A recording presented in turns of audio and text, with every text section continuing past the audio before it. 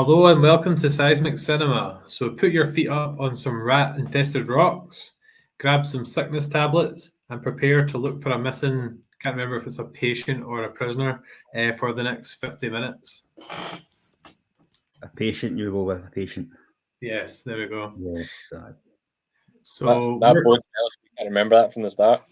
I have only seen it once, which is what I said. So we're joined by Paul, whose nickname is the Lobotomizer, and our special guest, James Patterson, aka Teddy Daniels. Hello, thanks for having me, folks. No, good to have you on. Another teacher, so it's double the trouble, making me look non-educated. Well, yeah, Colin is there, let's be honest, so I don't know. True. You're only real teacher here, James. And the real subject. At least we don't have to worry about James swearing on this one. We don't even have to give him the pep talk at the start. I'll try my best. I'll be fine. So yeah, this episode we're going to look at what I reckon is one of James's favourite films, Shutter Island, and we'll also just talk kind of general movies and TV and places as well. So James, this is, as we were saying, a bit of work experience for you potentially. This is something you're interested in getting into yourself potentially.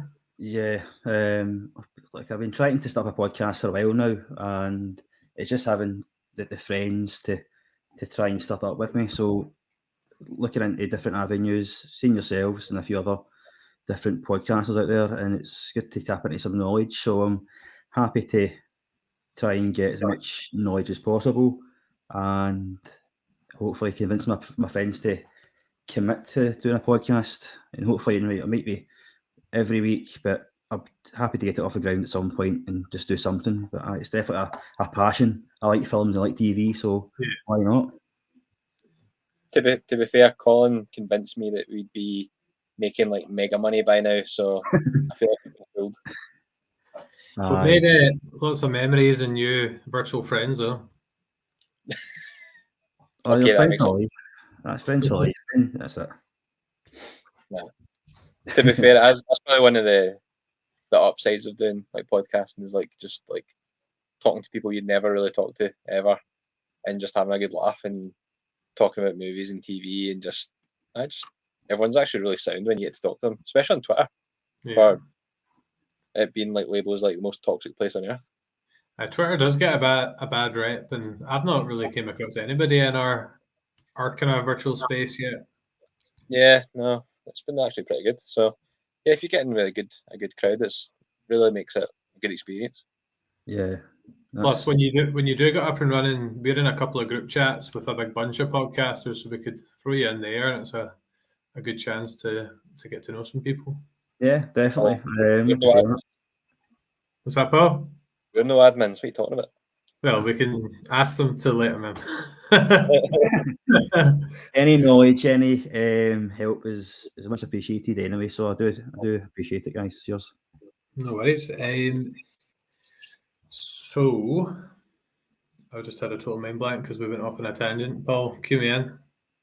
Is it not what we just watched? Oh no, that's what I was going to say. This is a terribly shameless time to plug, but I did a podcast with SP Film Viewers, and it was all about our kind of inspirations on getting into podcasting and kind of how we got started.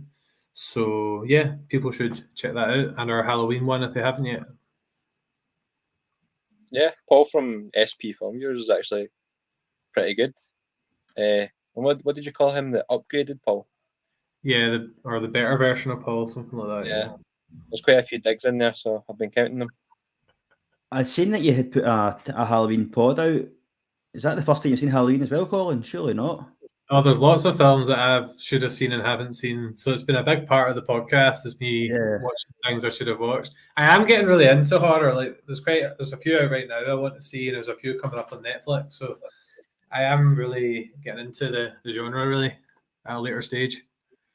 'Tis the season for horror, certainly. Yeah, it's the right. Yeah. James, have you seen a movie called Hereditary?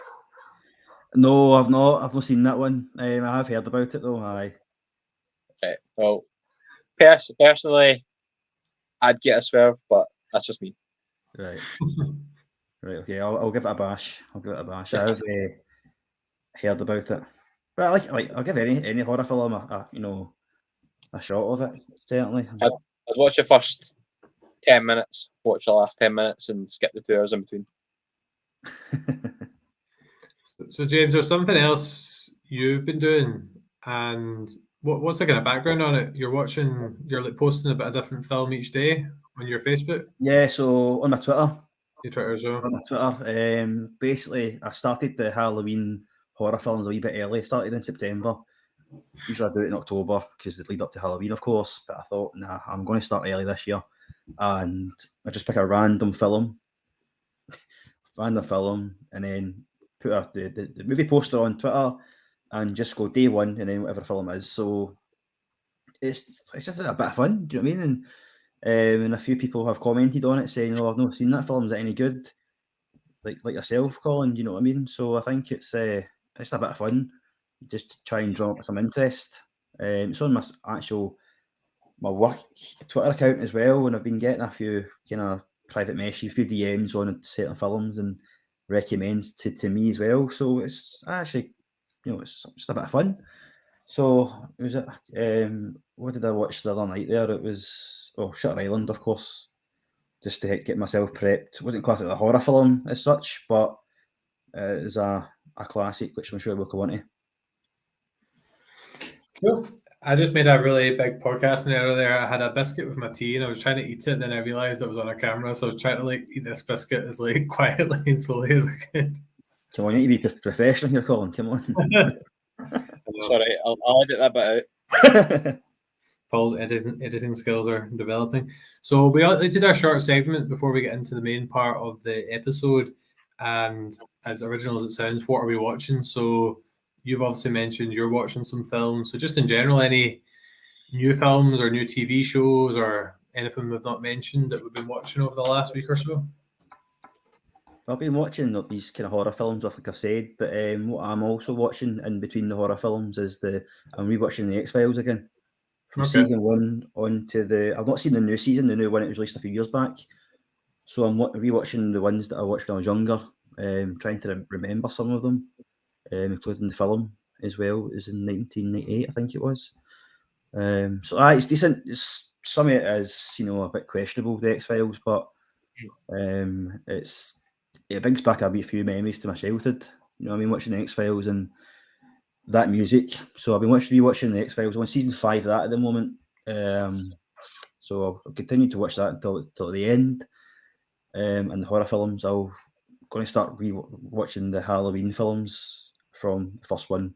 And hopefully I'll try and catch the Halloween Ends as well, which is due shortly. Yeah. Aye. Nice. Paul, what about yourself? Well, just as James was talking about the X-Files. See, when I was younger, I used to be, for no reason whatsoever, I was terrified of the X-Files tune. My brother used to watch it and just crank it up, and I used to just run out of the room. I think I was to a certain degree as well. I remember certainly when it got near the end of the episode and you didn't know what was going to happen. It was just you just close your eyes and go, no, is it the end yet? Yeah. I mean, looking back, it's not that scary at all. It's just it's just bad TV really, but it's iconic. So I think I'm not alone there. I think I was a bit, hands over the eyes, looking through the fingers, looking at the TV sort of stuff. But it's decent. It's iconic, like I say. And it's the only one that used to freak me out was the guy that could squeeze through the holes, Adrian Toombs or something. Yes, right. That used to freak me out, something awful. And I used to like he could get in anywhere. He could get me. Aye, I think X-Files is for me probably a cause of my nightmares when I was younger. It's just it's things like that. Yep. Is it confession? Anyway. Is it confession time that I've never seen X-Files? You're kidding me on. No, I actually did mean to. It's on Disney Plus, isn't it?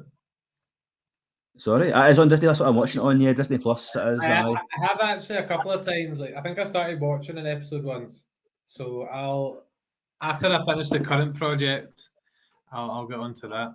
I remember there was not a lot of references in an episode of The Simpsons at one point. Oh, there's loads of references. There's the one where Mr. Burns is like radioactive drugs in the forest. Yeah. No, there's loads of references. Yeah, I watched an episode the other day, and it was, I know I'm a wee bit off tangent here, but it was the Mulder was obviously he's totally, involved with UFOs and whatever, and he was kicked out of a nightclub, and he was urinating on the Independence Day poster. The Independence Day was released at that time, and that episode was aired, and it was almost saying, I don't believe in aliens anymore. So therefore, I'm urinating on the Independence Day poster, which I found was quite quite ironic. It was good. It was quite funny. Yeah, nice Easter egg back in the day. Oh, yes, that's it. I was like, would have never noticed that before. You know what I mean? I was young and silly at that time. It's still geeky. Paul, apart from being scared by the X-Files, have you got anything on at the moment? Anything new? Oh yeah, sorry. I kind of delved into therapy there by accident. I've actually been watching an American crime show called Southland. It's like an American kind of cop show. It's got, can't remember his name. Did you ever watch Gotham? Yeah, I watched some of it. Yeah. So it's got Gordon out of that. Ben McKenzie. It might be. I can't remember what his name is in real life, but it's got him in it. He's like a young cop just starting, and then it's got Michael Cudlitz from The Walking Dead. Right. Or Cudlitz. And it's got like just a bunch of like random people from like Prison Break and all that, like loads of different shows, but it's all like it's like a nitty gritty cop show in LA, and it's really good. I think it's like 8.5 or something on IMDb as a series. So yeah, I'm enjoying that so far. I think I've watched the first season. I'm on the second season now. Where do you find that? What streaming platform? It's on Prime. Oh right, cool. That's fine. I think it's on like one of these like kind of, it's on Freevee or something it's called. Oh, on Prime, but it doesn't have any ads or anything, so it's pretty good. Cool. Give that a bash. Very nice. What about you, Colin? What you got on? I'm absolutely binging Cobra Kai. I'm very obsessed right now. I'm actually considering enrolling in karate. It's quite addictive. Love you fight. It's so addictive though, James, isn't it? Yeah. So like I say, every day, Colin, you're bringing me up some surprises that you've never seen this and never seen that. Generally, Cobra Kai is quite new though, kind of. Yeah, it's. I mean, it's a few years now. But season 5 now, is it or something? Yeah, I'm on season 2 already though. I'm like episode 2 on season 2. I think I'll probably watch the first 3 seasons during the holidays. It's fantastic. Some of the acting is debatable, I think, but it's just. I don't know, Paul. Have you saw it? I've not. No, I didn't really have much time for like the original movies, so I didn't really delve into Cobra Kai. The Karate Kid's are amazing, man. It is fantastic. It brings back a lot of memories again. It's just delving into my childhood when I watched the films. You know what I mean? It's just brilliant. And Cobra Kai it's addictive. It's good because it's only like 25-minute episodes, if that. So I watched the 5th season in a day. It was just I'm not doing anything else today. I'm just watching Cobra Kai, and it was brilliant. Well, check it out. You won't regret it. Well, maybe it's just because I watched the first Karate Kid and I liked it, and then I watched. So you liked the first one? That's fine. It links back to the first one all the time. That's all you really need to have seen. Yeah, I think I just got scunnered when I watched the Jaden Smith one because I hated that one. Paul, Cobra Kai. Trust me, like you trusted me with Clone Wars eventually. Right, Jaden Smith and Will Smith are actually executive producers in Cobra Kai, so they've got a lot of. Yeah, they've got a lot of kind of input into it. But the mean- Jaden Smith film is garbage. Is just try and forget that. Paul, it's probably creeping into like my top 10 shows already, and I'm only a season in, so Oofed. Must be good. Must Yeah. have some weird humour in it. it does have humour, but it's more about it's very relatable at the kind of age we're at now, like because it's all about like childhood nostalgia on their part, but also about the movies. So.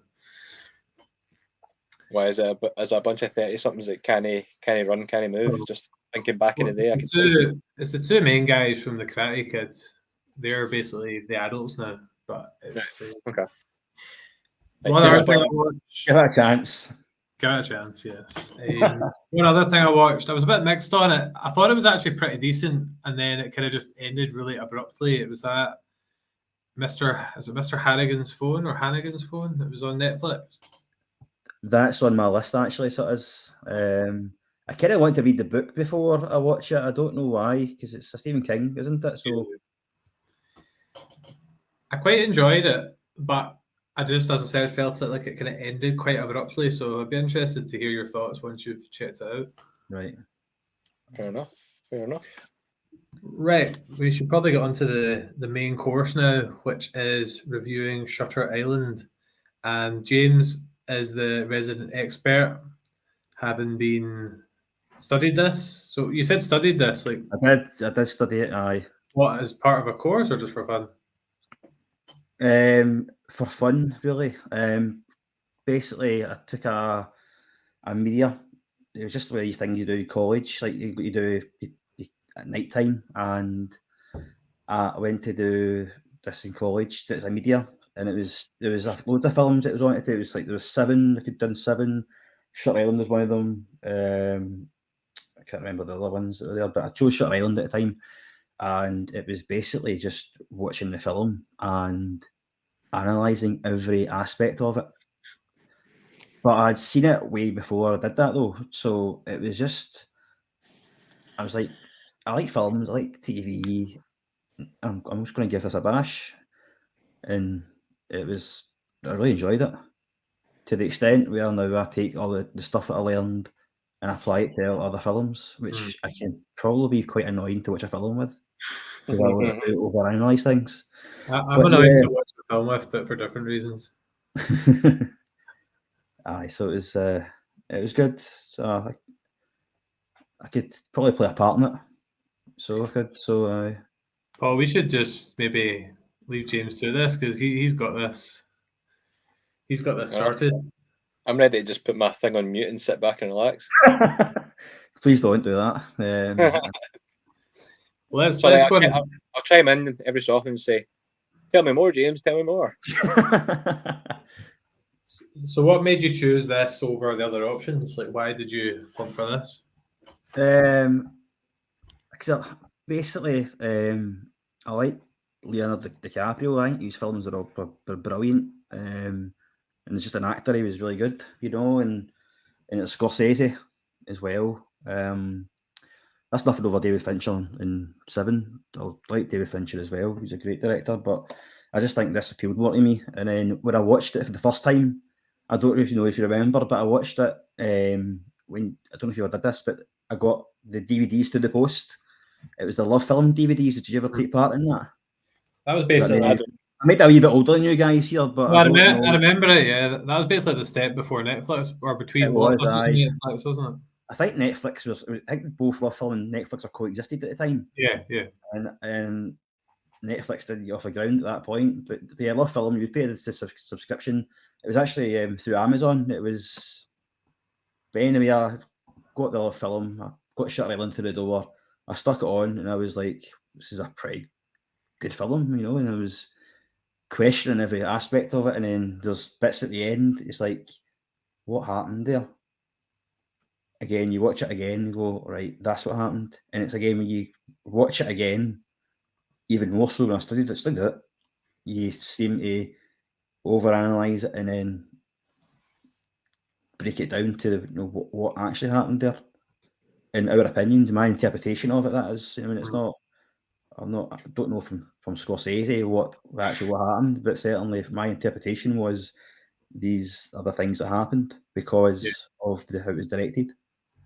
I do love a movie where you think it's going one way and then it just totally goes the other way. Like I started watching it, I think it was a Friday night, and I was so into it that because I was tired, I just decided to stop it, and then I watched the end of it the next morning because I wanted to do it justice, because I'm quite notoriously for falling asleep on the couch on a Friday, Saturday night. Yeah. So I watched it in kind of two parts, and I'm glad I did because I was finding it so interesting, and I loved like the plot twist, and I was just really interested in the concept as well. So, Paul, what were your? We've not discussed this film. So, when did you watch it? Like, I think I probably watched it back in the day when it was like, I think it was on Sky Movies at the time. You know, when people still watch Sky Movies. Yeah. Your family were always obsessed with them. Aye, they were. Mum and Dad have always got movies of. So I think I remember watching it back then, and like James saying, the first time you watch it, you're just like really intrigued to find out what's going on, and there's so much going on. You're trying to figure out like where it's going, and then see when you go back and watch it a second time, like everybody's actions start making sense. Because like when you come across like certain characters and they're treating Teddy like dead weird, and the first time you're watching it, you're going like, why is he being so off of him? He's a marshal. And then when you think about it from the perspective he's actually the patient, it just everything makes sense. It's so good the way they do it. Yeah. So I'll get to that at the end actually. So film starts, and Paul, don't worry, we're not going to do a blow by blow analysis because we know how that turns out. Sorry. I managed to watch a wee bit of it just before we started. I really love the music when they're approaching the island. Like when you don't really know what the film's about yet, it did give off a wee bit of a horror kind of creepy vibe on the approach to the island. Yeah. I used to know the music off by heart, who as well. I can't remember now. It's all kind of faded away from me. But when Shutter Island thing starts, it's the music from The Shining is in there as well. So it's that must be why it sounded familiar. So it's music from The Shining. So if you've ever seen The Shining before, then that is kind of, it relates to that. So it's to bring that suspense to in the music, the leading up to the island, where they're in the boat. It's that kind of impending doom of what's going to come next, and then when they get on the island, and as Paul said, you watch it a second time, all the guards are at the boat. It would never usually be that way. And Teddy says himself, "You're on edge." It's because he's the patient, and he's the most dangerous patient in there, and they're doing this kind of role playing exercise for him, but not he's not knowing that they're on edge because of him. So it's I'm sure we'll go through the film a wee bit more anyway, but there's a lot of the characters, as Paul said, that really watching a second time you go, right, okay, that's why they're acting like that. And even now when I watch it, even the other day, last night when I watched it, I'm still seeing things that I forgot about. You know what I mean? So it's just the music all through the film is brilliant. Even when it cuts the cutscenes to when he's in the war as well. Yeah, that was good. Did either of you recall what was happening? Like before they revealed what was happening, did any of you like work it out yourself? Nope. I remember working out, but it was before the lighthouse moment. You know what I mean? It was like, I think it was when they were in the hut on an island when it was raining. That something where he went down in the caves as well. Just before that point, that he realised that he belonged there. You know what I mean? It's how, but in the lighthouse, that's when it all came to fruition, wasn't it? When he told them that he was the patient, and he was the 67th patient in Ashcliff, Shutter Island. It was Did you work clever. it out? pieced it all together. Did you work it out, Colin? He was the patient. No, I didn't. I wish I was sharp enough to work that out, but nah. But I did enjoy when they showed like all the names that had been mentioned throughout the film were like anagrams of Andrew Ladis or Ladis pronunciation. Ladis. Yeah. That bit was pretty clever. Yeah, 'cause that was all in his head. There was something that you know how they keep cutting. Do you know how they kept showing like the wee girl, who you eventually find out is his daughter? Yes. I kept thinking that was a wee girl from the war and like the big bundle of bodies, and like he was feeling bad that he hadn't saved or hadn't like not killed these prisoners. Did either of you think that, or did you? Who did you think the wee girl was in the lead up? I had no idea who it was when I watched it the first time around. Even the second time, like it was like who was like the second time I did know, but the first time it's like 'cause in the war it was like the bunch of bodies were all lined up, weren't they? And then she was just kind of in between that, I'm sure. And it's like, where is she came from? Why is she there? And is it something to do with his past that's bringing back? 'Cause as the cutscenes are happening through the film, it's that same music it's playing in the background.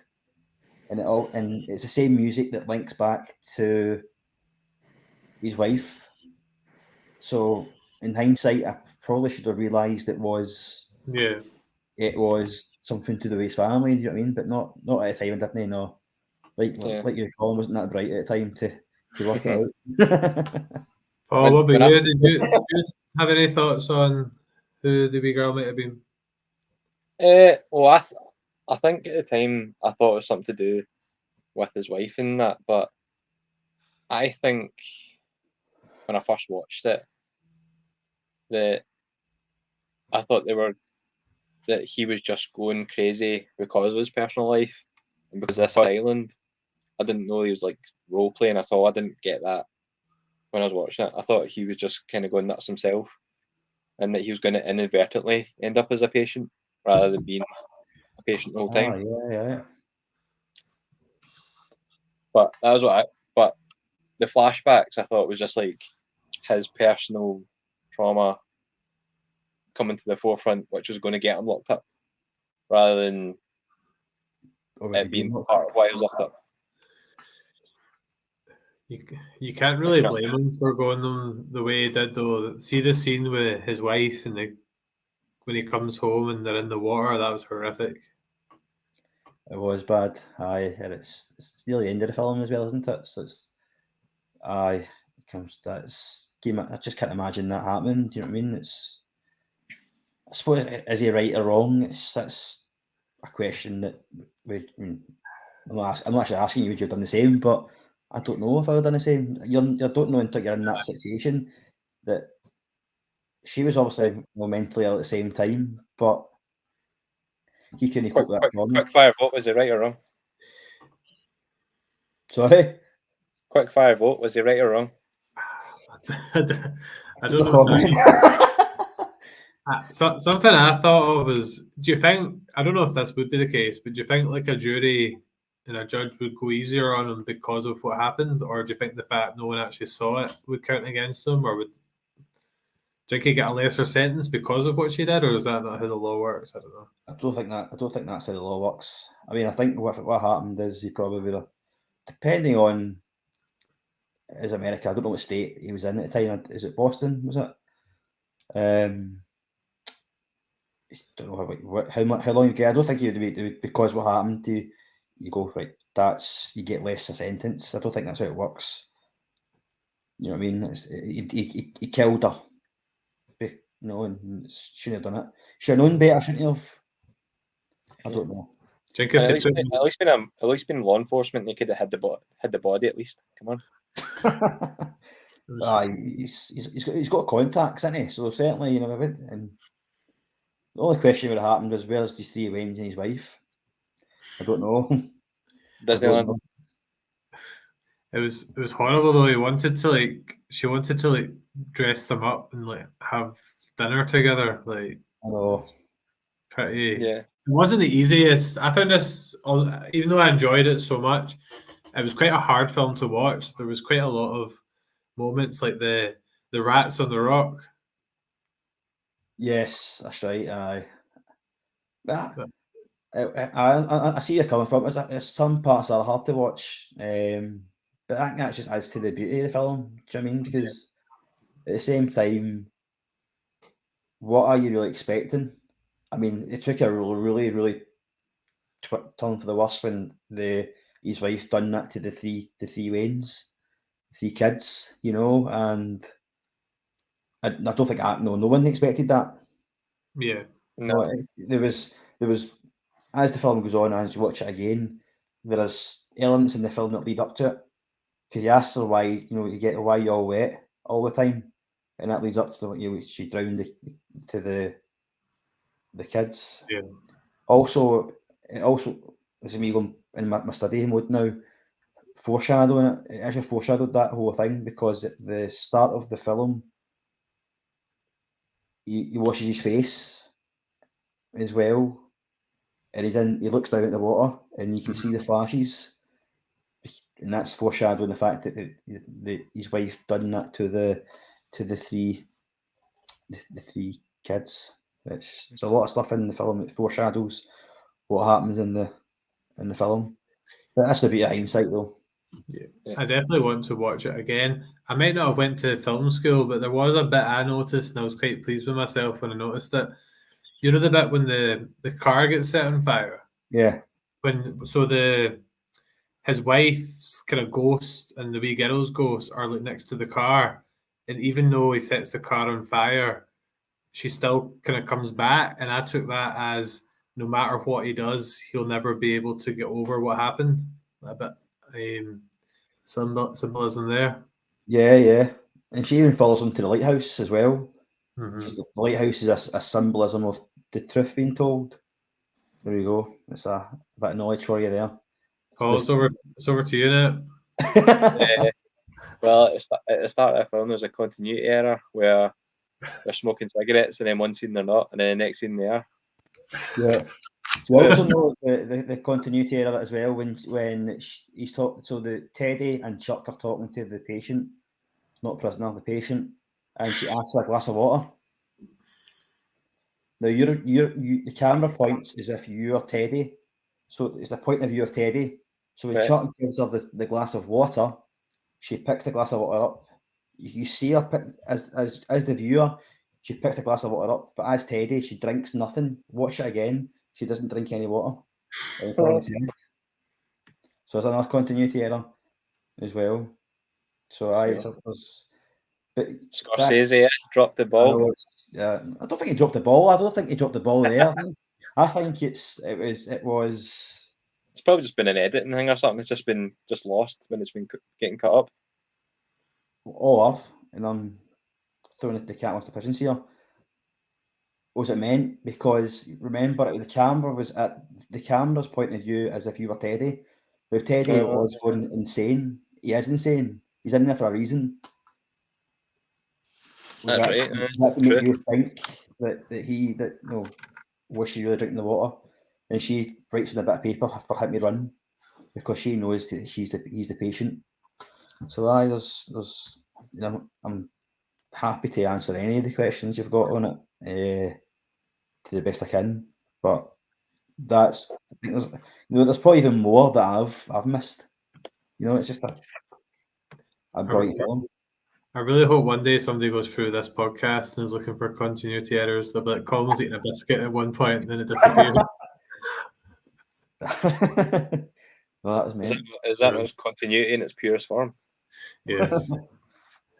There was something I was thinking that this film is basically all about perception, because before you know what's happening, all the doctors are painted as not super villains, like proper villains. But when you get towards the reveal, they're actually like really caring, dedicated professionals who are just trying to help him. So it's funny how just seeing it from the different perspective really changes the characters. Yeah. Wait till you watch it the second time, by the way. I plan to. I think that'll be quite interesting.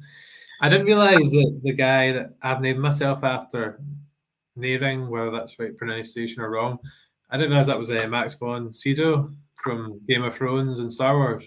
Yeah. Mm-hmm. So In loads of films, aye.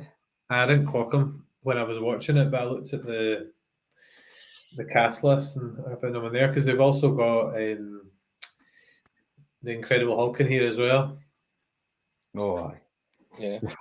Before he was the Hulk, that's it. I think that was maybe a sign that, do you know, I think their relationship was a bit weird. Just like that's when things started to kind of unravel when they were out talking on like the cliff near the lighthouse, and then he kind of just appears for the first time in ages, and there's a bit of beef between them. See as well, if you at the start of the film, they're on a boat near the island, and then if you watch it back, again, this is another foreshadowing technique. Teddy Daniels says to Chuck, "Oh, so you're my new partner then?" Had they not met before, get on the boat before then? Mm-hmm. Obviously, he was sedated and put on the boat, and then he woke up.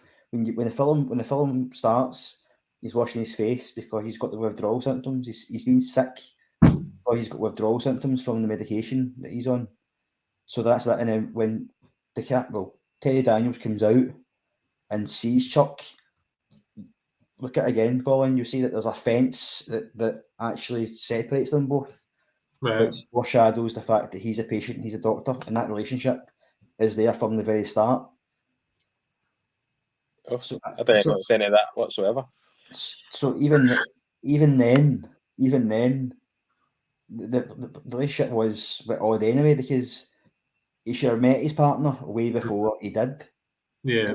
And you know what I mean? So it's and as it moved on and on, when they questioned the doctors and the orderlies at the time, they kept on referring to Dr. Sheehan, and they kept on looking. Mm-hmm. They looked sideways to Chuck because he's obviously the doctor at the time, and he couldn't make it obvious to him. That was a good reveal, as you said, because the doctor's name was mentioned so many times. So that was one of like the biggest reveals to me that Chuck actually was that doctor, which shows why we never saw him when we were meant to. Yeah, because it's confusing when you first watch it and he just disappears, isn't it? When he thinks he's fallen off the cliff, isn't it? Is that him? I can't remember. No, he's just on holiday. You know what I mean? And it was Rachel Salondo who fell off the cliff. I think it was the patient who was it? Why they're there, aye. And he thinks there's a body down there, and he climbs all the way down, and it's just like seaweed or something. Aye, that's right. What did you make of the ending of the film? I just found it really depressing that he had this big breakthrough, he'd accepted it all, and then at the end he's back to square one. It just, you could just sense the frustration and the sadness of the medical staff as well. But he's not back to square one. The breakthrough happened. I don't know if you clocked it at the end of the film. The breakthrough happened. So at the end of the film, this is like after the second time watching. The first time I was like, what a waste of that was. He's getting lobotomized. That's what's happening. And it was all a waste of time. But when you go back and watch it again, the quote he says, it's like, what would be worse? Was it, to live as a good man or to die as a monster? He says that, and he looks at Chuck at the same time, and he makes a face, and he walks off because he knows what's going to happen next, because he's made that decision to be lobotomized. And if you watch it again, you hear Dr. Sheehan / Chuck shouting, Teddy, come back, as if you're actually, you're fine. Mm-hmm. He's made that decision to go and be because he can't take the guilt anymore. Right. So, okay. So that's my interpretation of it. Yeah. I dare say, watch it back and tell me what you think, or even just that last scene and watch it back and go, well, you know what? I think that, but you may have a totally different, and I might be clinging to the fact that, well, I want to see the good in people. Mm-hmm. I mean, I think it has it wasn't a waste of time. It has came through, but I don't know. Watch it back and you can. Yeah, I kind of took it as he just kind of forgotten about the kind of role play scenario that they were doing, and yeah. Well, yeah, I'll rewatch it. I think this is one of those films you probably need to rewatch just in general because it just totally isn't what you think it's going to be. Oh, Yeah, I think I agree with James because I think thinking back when I watched it, like you do think he just kind of reset back into his kind of martial role, and everyone's like, "Oh, that didn't work." But like James was saying, it's like he's pretending to be him just so he can get lobotomized and just get it over and done with, kind of thing. Yeah, I think what James is saying is right, if I remember rightly. He had such a traumatic life in the war and with his wife and his kids. Like, would he ever really have been able to live a normal life after all that? Yeah, true. A lot of PTSD. Yeah, probably not. To be honest, I mean, it's probably the best place for him. Do you know what I mean? Definitely. How good was the cast though on this film? It just had like a massive actor after massive actor after massive actor just kind of popping up. Yeah, the cast is brilliant. Ben Kingsley is the psychiatrist as well, and also the Hulk is before he was Hulk, and you get DiCaprio. Even like you say, the cast, the guys in Game of Thrones, there's the warden as well. Yeah, from Silence of the Lambs. Yeah, that's right. Silence of the Lambs. So, I mean, and even then, at that point, if you look, all the actors in there, not all the actors, but no, the actors we've just mentioned, they've all get kind of past in horror films. So you would go into those that film and go, oh, I saw him in Silence of the Lambs. I see that guy's in other horror films. That music's on The Shining, so it brings a kind of really horror suspense thriller theme to it, and you go into the film going, what am I going to witness here? So it's got a real kind of that aspect of horror to it. That's my opinion, and that's why I put it into the horror films. Like I could talk about this film without watching it last night. I've seen it many times. I'm glad you mentioned the bit about The Shining because when I was rewatching that wee bit at the start and I heard the music, I was like, oh, I love that kind of music, and it didn't even click with me because I love The Shining. We did whatever earlier movie reviews we did was on The Shining actually, then Doctor Sleep as well. Was it not our first movie review? Our very first one? It may have been actually because we did the Book of Boba Fett. We did like each episode, so it might have been our first movie review then, possibly. Yeah. Back when we didn't know what we were talking about, and we still don't. I watched Doctor Sleep recently. Actually, I watched The Shining as part of my horror films, and then I watched Doctor Sleep after. I'd never seen Doctor Sleep before, so I'd watched it after The Shining, and it's not bad. It's not anywhere near as good as The Shining, but it's not a bad film overall. I really like Doctor Sleep because I think it didn't get a good rap, kind of commercially, and I wasn't too keen going into it. But I actually thought it was a really good film overall. We love our boy Ewan. What's that? We love our boy Ewan. Great. Aye. When you go. Got a bit off topic here. I'm talking Doctor Sleep here, but just I want your thoughts on it because I've only seen it one time.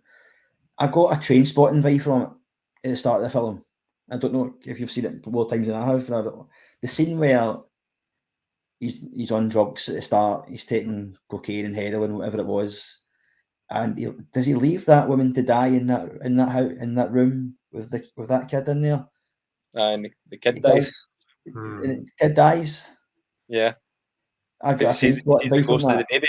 Yeah, I was like, that's how we're like. Surely that didn't happen, and I'm like, that's a real train spotting vibe. And the train spotting film, when the baby's head turns around, and I'm going, no. Yeah, he's been typecast. Yeah, Ewan McGregor's a scumbag. Sorry, Ewan McGregor's a scumbag. Just to know film, don't come after doing that. Who are you doing that? Nah, I'm having it.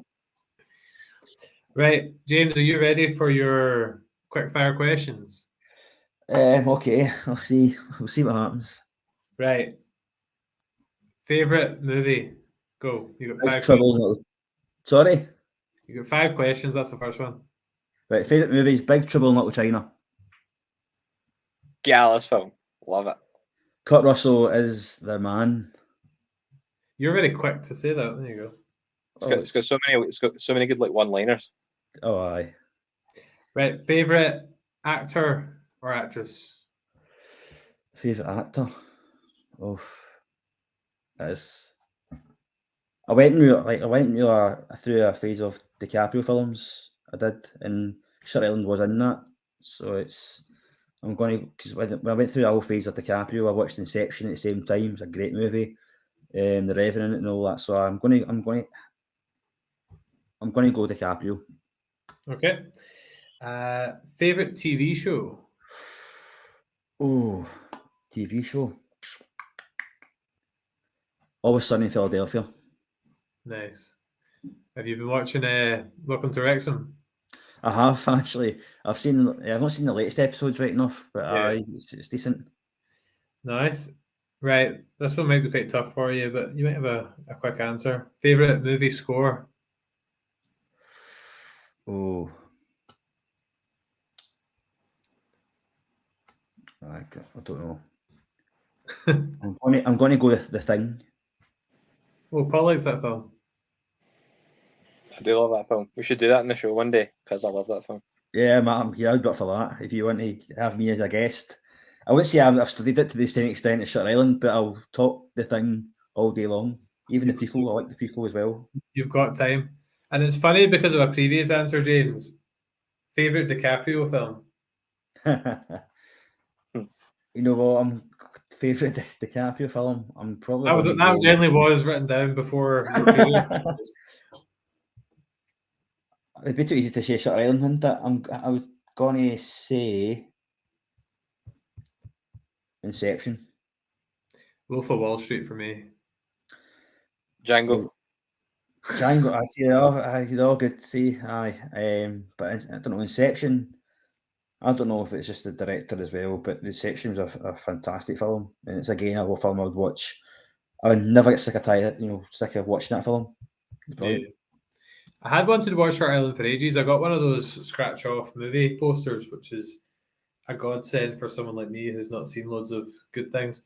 But I kept seeing it on Netflix all the time, and sometimes you don't have time to watch a full film, and you go past it, and you're like, oh yeah, that sounds good. I want to watch that. I'm trying to do that the weekends, Fridays and Saturday nights, because I'm old and boring and don't really go out clubbing anymore. So quite happy to catch some good movies at the weekend. No, sometimes say you put on Netflix and you get the advert at the top. It's like maybe a TV show or a film. Sometimes if something comes on, whatever it comes on, I'm going to watch it, and I've done that a few times, and I've come across a few stinkers. But it's otherwise you just watch things over and over again.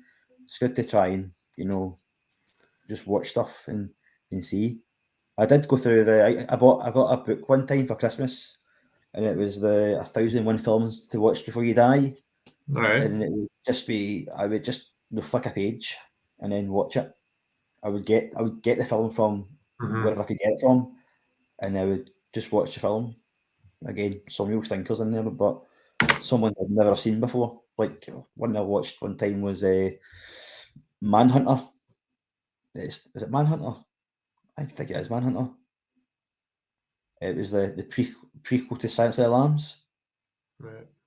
I could be wrong. The one with the guy from CSI on it. Yeah, Ron Peterson. Aye. I could be wrong with the name, Paul. I don't know if it. I think it is. It's either Manhunter or Mindhunter. It's one of the two. Yeah. Mindhunter's that Netflix show. That's right. David Fincher did that. I got cancelled actually. Yeah, 2 seasons. Yeah. Bring get season 3 on the go. Campaign now. Talking about horror, did you see there's it's like a 5-part show by, is it Del Toro on Netflix? No. What one's that? It's not Del Toro. What's the other guy? Del Toro's the actor. Who's the director? Similar name. I think it's Del Toro. Del Toro. Is it Guillermo del Toro? Yeah. Yeah. And So it's the like a actor's 5-part. Benicio. Yeah, the guy from Last Jedi. Yeah. There's like a 5-part show by him coming out on Netflix, like horror episodes. What's it called? Can't remember. Oh, god damn it. James is a man of culture. James, please tell me that you've watched Black Mirror. Black Mirror. Aye. Absolutely, yeah, loved it. Yes, nice. Do you know they were filming that up in kind of near Dunoon? The Really? new season's getting filmed in Inverary, apparently. All right. Oh, is that why the streets are all getting shut off? Yeah. For Black Mirror? All right, okay. That's what I heard. I did wonder when the new season was being released, because it went quiet in the Black Mirror front for a while. They did release a 3-episode a good few years. Was it before COVID or something like that? And Was that a Bandersnatch thing or something? No. No, it was just after that. I think it was after Bandersnatch. It was, but because it was Bandersnatch the one you could change the ending of it by determining what. I didn't think that was great. Well, I've only watched it once, so I think that tells you. I mean, I just at the time I went through every single, possible scenario. So it was. I would absolutely love to do an episode ranking the Black Mirror episodes. That'd be great fun. Yeah, definitely. I'll tune into that one. No, you're coming on it. You're not tuning in. Oh, I'm happy to do that. there are Black Mirror episodes that are questionable, I think, though. But some really top tier ones. There is some belters out there. They're crackers.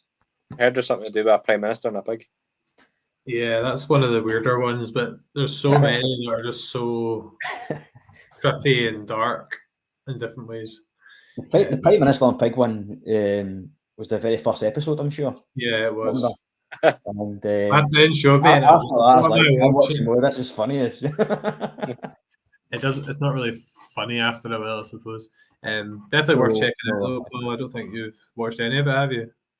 No. I just heard the stories. San Junipero. Excuse me? Gesundheit.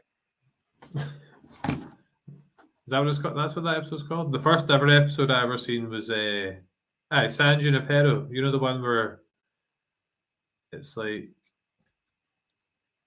a beach town and they're out partying, but it turns out it's like a fabricated world. Are you still talking about Black Mirror? Yeah. I don't remember that one. I don't remember that one. Season 3, I'm on it right now. San Junipero. Oh yeah, that's right. That's a good one, actually. Aye, is that the 2 women? Yeah, that's a good episode, actually. Aye, that was the one my pal showed me for the first time. Aye, that's probably one of the better ones, actually. I actually do like the ones that's got a kind of happy ending. It's that one. It's like, man. It's good. There's a lot of famous actors in it. There's one I'm just looking at it here. Nosedive. It's where like everyone has like a social media score, and that's like how you pay for goods and services essentially. And it's what's her name? Ron Howard's daughter. Bryce Dallas Howard. Yeah, she's in that one. So there's like a lot of kind of famous folk in the different. It's a good episode, that one, actually. There's a kind of meltdown at the end. I remember that. Yeah. Maybe rewatch a Black Mirror at some point. Definitely. Right. Again, all about the tangents, but that's us reaching the end of the episode, James. I'm assuming this is the first podcast you've ever been on. Would that be accurate? Yes. Have you podcast debut? Have you found your debut? I think it's been good, enjoyable. Hope I've came across all right as well. Aye. Yeah, you're certainly more knowledgeable than we are, so there's that. It's one film, though. I'm sure if I come on, I can all be not as knowledgeable in certain things, like Star Wars, for instance. I'm sure you guys are a lot more knowledgeable than me, but happy to chip in when I can and give reviews and whatever. Yeah, well, it's been good to have you on and good to see you again. I think we worked out probably 2015 was the last time we saw each other. Aye. Did you ever hear from Big Lee? I don't know. Funny story about Lee, actually. He actually married a lassie I went to school with. Aye. And I'm like, how come you're with Emma now? And it's, oh, I met her and they're now married. And like, that's just totally random. Like, He's got a just kid such a as small well, world. don't they? They've got a kid as well, don't they? Yeah, that's right. Aye. I actually ran into him at a Morton game, Paul. This was a guy called Lee we went to uni with. I ran into him at getting a pie at the Morton game. I can't remember who they were playing. Partick Thistle, probably. Probably Morton Partick Thistle. That sounds about right. You think he was a part-time Partick fan? Yeah, Yeah, I think most of them are. The worst of the worst. Aye. He said he was a Partick Thistle fan, and then the other half would be a Rangers fan. I don't really know what side of the fence he was on there. James is a good blue nose, Paul. Another one. Great. You going tomorrow, Colin? I'm not going though, but I'll be. Are you going? Aye. Are you get tickets? Aye. Just bought my Haven't- ticket. Paid Yeah. the extortionate amounts to get to the Champions League. To get no points, probably. By the looks at it. No points, no goals. I try to get a few games a year, but the travel from my end. Always for yourself, it's a bit of travel. It's a bit of, Happy with a few games a year, plus I've got my Sky and BT subscription, so I'm supporting somebody that way. No, definitely. Aye. This Shutter Island's taking a turn. Right, anyway, we'll finish it. Just edit that out. Aye, Yeah. that's fine. So now we always have a wee bit of the football chat. Right. Something as well. Don't worry, Colin. I'll swing this back around onto the film. Right, James. What would you rate Shutter Island out of 10 for you? Now you're asking me with the first time I watched it, or now the fact that I've went back and I've studied it and I know a lot more now. I think for the first time I watched it, you'll probably be getting a good 8 out of 10. So what would you rate it now that you've studied it through and through? And knowing the things I know now, I probably a 9 out of 10.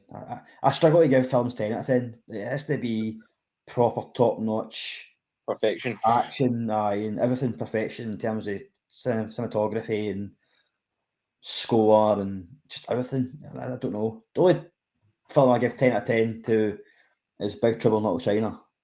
But I'd probably know 9 out of 10, but I loved the film since I first watched it, since the days of Love Film, and it's a film I tend to go back to every so often and just watch it, you know. What were you, Paul? What would you give it?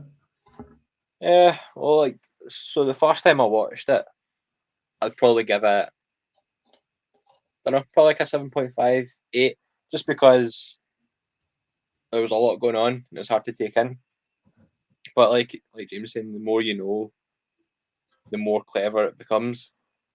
And then I'd probably give it about a 9 as well, like overall. Yeah. It's hard when you go last, because I'm like You don't want to be the butthole. no. My original thought was a 9, and then I was thinking maybe an 8.5. But yeah, I'll be different. I'll go 8.5.